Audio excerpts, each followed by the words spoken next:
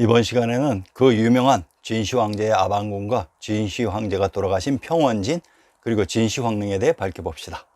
아방궁. 우선 아방궁이 있었다고 하는 서안이란 안주의 서부지역으로 서안의 동쪽에 안주가 있어야 하고 그 동쪽에 동안이 있어야 합니다. 관심 있는 분들은 한번 찾아보시기 바랍니다. 현재 조작된 역사는 아방궁이 있었던 곳을 서안인 장안 함양의 근처로 두리뭉실 넘어가고 있습니다. 자, 그러면 역사 속 진시 황릉과 아방궁이 있었던 곳을 찾아봅시다. 주 선왕의 아들인 주 유왕의 슬픈 역사를 알려주는 소식의 여산 삼절구라는 시가 있습니다. 여산 삼절구. 이 시에는 봉상의 여산인 즉 여주에 있는 산이 여산으로 여산 아래에 아방궁 자리에 화천궁을 지었다는 것을 알 수 있습니다. 바로 그 여산에 관한 다른 일화가 다름 아닌 여산봉화라는 사자성어를 남긴 유왕과 포사의 일화가 있습니다.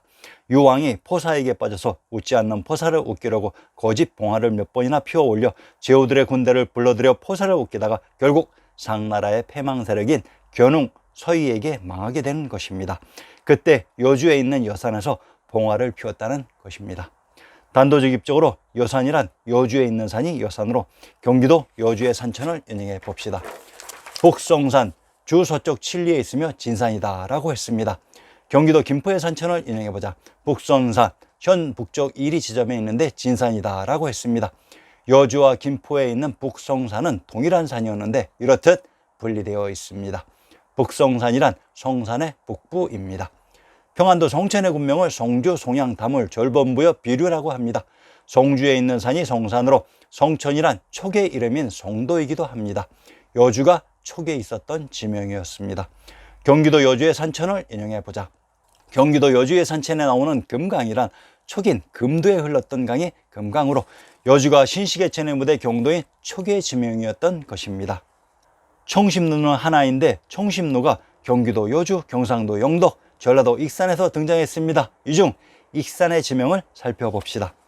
전라도 익산의 군명 익주에 있는 산이 익산으로 익주와 익양은 동일한 지명을 다르게 표시하는 방식으로 경기도 남양, 전라도 익산, 경상도 영천은 익주와 익양이 중복되는 동일한 지명으로 경기도 남양의 군명 당성이란 탕고로 당고로인 천황님이 계셨던 탕구투의 경주라고 했습니다. 진시 황릉에 있던 그 자리에서 지측의 거리에 조원각이 있었다고 합니다. 당서 지리지에 의하면 화천궁 안에 요광전, 비상전, 구룡전, 의춘정, 조원각, 장생정, 갈고로, 중명각, 방북각 등이 있었고 화천궁에 관해서는 태종정관 18년에 어탕을 연건하고 탕천궁이라 하였는데 온천국, 화천궁이라는 이름으로 고쳤다고 했습니다. 탁천궁의 고대음이 탕천궁이니 이 화천궁이 탁천궁 자리에 세워진 것을 알 수 있습니다. 화천궁에 있었던 의춘정은 의춘이라는 지명에 있었던 정자이다. 아방궁이 있었던 화천궁을 탕천국, 탁천궁이라고 합니다. 이들의 위치를 살펴봅시다. 동파 소식의 능어대계의 식구를 일부 인용합니다.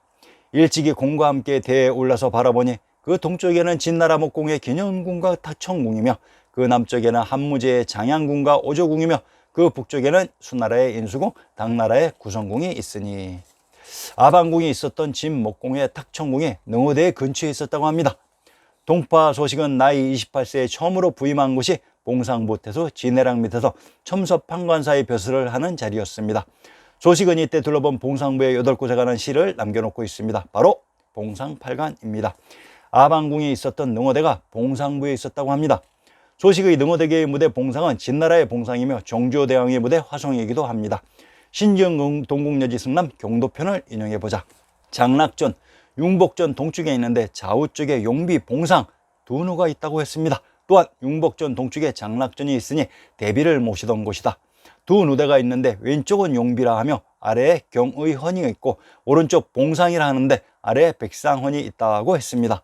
신중 동국여지 승남의 봉상과 진시 황제 진나라의 봉상현은 동일한 지역으로 경도인 서울에 있었다고 합니다. 장락전은 항고조 유방이 서거한 장락궁입니다. 장락궁의 비밀을 먼저 밝혀봅시다. 정주대왕의 문집 홍제의 전설을 인용합니다. 화성에서 진찬하는 날에 읍조리어 잔치에 참여한 여러 신하에게 보여서 만년 축복의 정성을 붙이는 바이다. 진차는 왕, 왕비, 왕대비의 생신에 왕실에서 베푸는 잔치입니다. 아마 정조대왕의 모친 해경궁에 육순이 되셔서 세대빈 시절에 머물렀던 장락궁에서 잔치를 베풀었던 것 같습니다. 그 자리가 옛 요임금이 화성 땅으로 납치했다가 수부 다남자의 삼축을 받았던 고사를 인용하여 해경궁께 그 삼축으로 축수를 드리는 내용입니다. 장락궁은 한고조 유방이 화성에 세웠던 궁전입니다. 자궁의 60배 탄신에 축수의 잔을 올리고 삶과 기쁨을 기록하는 정성을 서술하여 이 자리에 참여한 여러 빈객들에게 보이다. 위에 나오는 진찬날에 흥이 도도하여 한수를 더 읊으셨던 모양입니다. 위에서는 장락당이라 했다가 여기서는 장락전이라고 했습니다. 옛 한고조의 장락궁임을 알 수 있습니다. 사도세자가 세자시절에 여기 장락궁에서 장안성 한양에 있던 정조와 조금 떨어져 있는 곳에 있었던 모양입니다. 장락전의 오른쪽 누가 봉상이라고 했습니다. 봉상루란 봉상이라는 지역에 있는 누각으로 정조대왕의 문집 홍제전서의 일부를 인용합니다. 참고로 홍제전서의 무도는 화성입니다. 봉상루 앞 두 구절이 앞에 목멱산을 바라보다의 남산을 묘사한 것과 똑같은 자리에서 같은 상황을 읊은 것임을 알 수가 있습니다. 바로 정조대왕이 앉아있는 곳이 봉상이라는 것을 알 수 있게 해주는 시입니다. 셋째 구절에는 봉상의 어원적 의미와 함께 사용하고 있습니다. 봉상의 중국어 발음이 뽕샹이 되니 그 발음이 함양이나 한양이나 범양으로도 포기한 것을 짐작할 수 있겠습니다. 이때에도 봉상이 어원적 역사적 의미와 함께 그 발음도 중요하다는 것을 알 수 있습니다. 바로 조선왕조실록의 화성이 봉상임을 잘 알려주고 있습니다. 정조대왕의 무대 화성에 또한 진나라의 봉상과 장락궁이 있었던 것입니다. 정조대왕 홍제전서의 무대 봉상은 진나라의 봉상이다. 한고조 유방의 장락궁이 홍제전서의 무대 장락전입니다. 그런데 평양의 궁실주에 이상한 내용이 있습니다. 인용합니다. 이쯤 되면 머리가 지긋지긋 아파오면서 심한 배신감을 느끼게 됩니다. 장락전이 화성에 있었는데 서울인 화성에 또한 평양도 포함되었다고 합니다. 인내심을 가지고 정체를 밝혀봅시다. 평양의 성지를 인용합니다. 황성이란 황주에 있는 성이 황성으로 고고죽국이 있었던 성스러운 성성이다. 황성이 목멱산인 남산에 있었다고 합니다. 그리고 서경 평양을 나성이라고 합니다. 나성이란 나주에 있는 성으로 전라도 나주의 군명이 금성으로 초계 지명이라고 했습니다. 서경을 또한 황성이라고 합니다. 개성의 군명이 황도로 결국 신시계천의 부도 개경에 평양이 포함되었던 것입니다. 동경, 서경, 남경, 북경은 서울 경도의 동부, 서부, 남부, 북부였던 것이다. 진주의 능어대 능어각을 기준으로 아방궁, 탕천궁이 있었던 화성, 북경에 있었던 것이며 그곳에 또한 평양도 포함되었던 것입니다. 화천궁인 아방궁이 있었던 곳에 의춘정이 있었다고 했습니다. 의춘에 있는 정제가 의춘정입니다. 의춘의 지명을 밝혀봅시다. 경상도, 양산, 의령, 함경도, 덕원은 의춘의 군명이 중복되는 동일한 지명으로 함경도, 덕원의 군명 춘성은 춘천에 있는 성이 춘성이고 동모란, 대진국발해가 처음 건국된 천안의 안시성이며 덕주란, 덕영과 동일한 지명으로 천부가 있었던 고향과 동일한 지명이라고 했습니다. 천하의 중심 천부가 있었던 곳에 진시황제의 아방궁이 있었던 것입니다. 별 떨어지다. 기원전 210년 진시황제는 조령이 금년에 죽을 것이라는 전년의 세 가지 흉주에도 불구하고 다섯 번째 전국 순방을 감행하게 됩니다. 신복인 자승상 이사와 평소에 귀여웠던 아들 호해가 특별히 동행하게 되었습니다.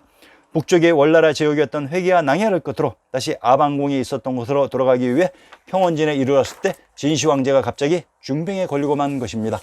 진시황제가 죽음을 직감했는지 황제의 마차 옥새를 책임지는 황간 조고에게 명령해 맏아들인 공자 부소에게 칙명을 쓰게 하달했다. 공자 부소는 몽염 장군에게 군대를 맡기고 아방궁으로 돌아와서 나의 장례식을 주관하라. 실질적인 모든 권력을 공자 부소에게 이전하는 칙명이었다. 그런데 이 조서는 부소에게 전해지지 않고 계속 조고의 수중에 머물러 있었던 것입니다. 우선 진시황제가 중병에 걸렸다는 평원의 지명을 확인해보자. 이곳 평원이 삼국지에서 유비가 현령으로 있었던 곳이니 관심이 갑니다.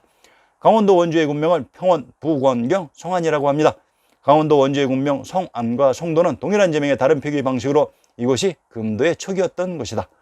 강원도 원주의 고적을 인용해보자. 원주란 모든 것의 근원이 되는 땅으로 곧 신시계천의 무대라는 사실로 천황님에 계셨던 천황사가 가까이 위치되어 있었습니다. 원주의 산천에 등장하는 교령의 정체를 살펴봅시다. 경기도 가평군의 제용제를 인용합니다. 가평군의 제용에도 교령굴이 등장합니다. 용의 표식과 지명은 아무나 함부로 사용할 수 있는 것이 아닙니다. 이곳의 정체를 밝혀보자. 전라도 남원을 교령군이라고 합니다. 그러면 교령의 정체를 밝혀보자. 고전 번역원의 다산신문집 제3권 윤남구에게 써서 붙이다를 인용합니다. 교령 표식은 그곳에 용이 계신다는 상징으로 화성부의 초롱성이 교령이었던 것이다.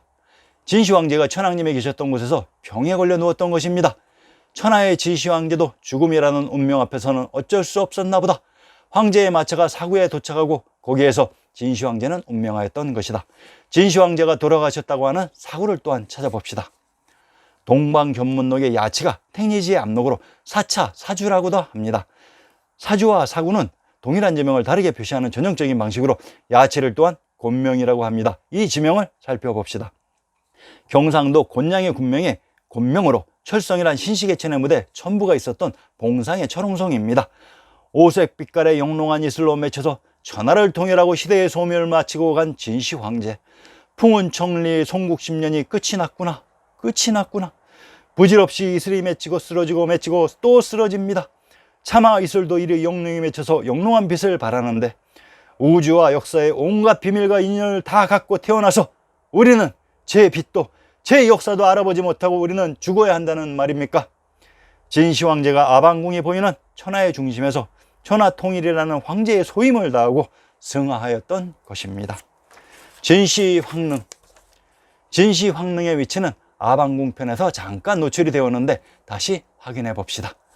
소식의 여산 3절구를 일부 인용합니다. 여산은 초계산이며 아방궁이 있었던 북경입니다. 그리고 그것은 조선의 화성이었습니다. 그곳에 진시황릉이 있었다고 소식의 식구가 증언하고 있지 않는가? 이것이 진실인 것입니다. 아방궁이 있었던 곳에 진시황릉이 있었던 것입니다. 다음 회에서는 뒤바뀐 황이 반란의 시대 진승과 오광의 난을 밝혀드립니다. 많은 관심과 구독 부탁드립니다. 감사합니다.